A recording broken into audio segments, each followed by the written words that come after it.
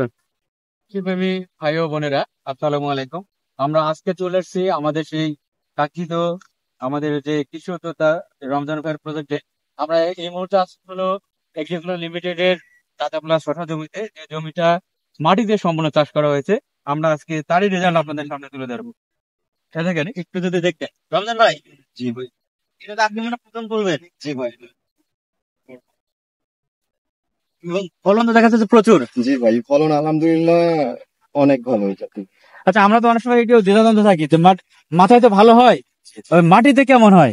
মাটিতে মানে কালার না নষ্ট হয়ে যাবে কিনা, না না আপনার গাছ ভাইরাস হয়ে যাবে কিনা, এরকম কনফিউশন যারা থাকেন সে সম্বন্ধে কৃষক ভাইদের একটু দেখানোর চেষ্টা করতে। দেখেন, মাথায় যেরকম কালার ছিল আপনার মাটিতে কিন্তু সেরকম কালারই আছে।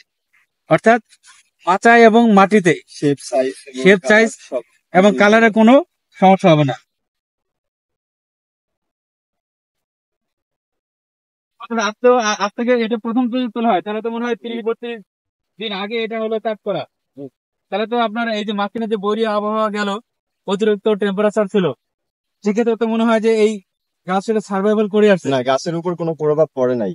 এবং এটা তো কোনো ভাইরাস নাই। না না না, কোনো এই যে আপনারা দেখতে পাচ্ছেন এটা এখানে কোনো দেখেন, কোনো ভাইরাস ভাইরাস নেই। এবং প্রতিটা গিটের ভিতরে কিন্তু জালি, দেখেন। দেখতে পাচ্ছেন, হুম, মানে এই যে। শশার সব জায়গায় প্রতিটা সেই যে শশার স্তূপ, এই যে শশার স্তূপ পড়ে আছে মাটিতে। এই যে আপনাদের এইখান দিয়ে যদি আমি একটু দেখাই, এখানে একটু দেখানোর চেষ্টা করি আমরা। শশার পড়ে আছে রমজান ভাই, আমরা এটা বলছিলাম। প্রতিটা গাছে। মানে আপনাদের আসলে আমি এভাবে মানে সারা আমার এই প্রজেক্টটা ঘুরে দেখাইলে শেষ হবে না। এই যে দেখতে পাচ্ছেন আপনারা ভিডিওতেই কি অবস্থা, মানে শশার স্তূপ প্রতিটা গাছ। আচ্ছা, আমরা শুধু একটা না, আমাদের অন্য মানে একটা লাইনও আমরা দেখাতে চাই, যে পুরো বাগানটাকে আমরা আসলে ঘুরে দেখাতে চাই, যে আসলে এক জায়গায় ভালো হয়েছে না পুরো বাগানটা ভালো হয়েছে।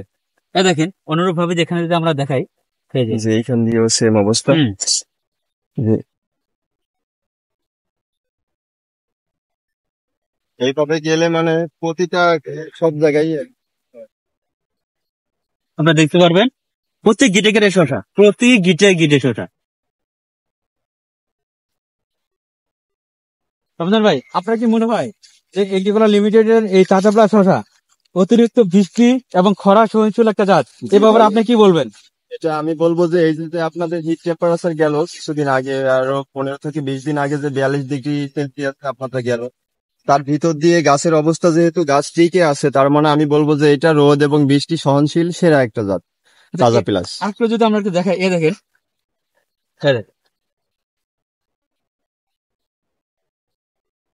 সর্বোপরি মানে পুরো একটা গিটও কোথাও মিস নাই, এখানে যদি আপনাদের দেখাই কোথাও মানে কোনো সর্বোপরি মিস নেই। পুরো বাগানটা ঘুরলে আপনি প্রতিটা জায়গায় দেখতে পারবেন, কোথাও বাদ নাই। মানে পাতার শসার ভিতরে ভিতরে কোথাও কোনো সব মিস নেই। জায়গায় আপনি হলে শসা দিতে পারবেন।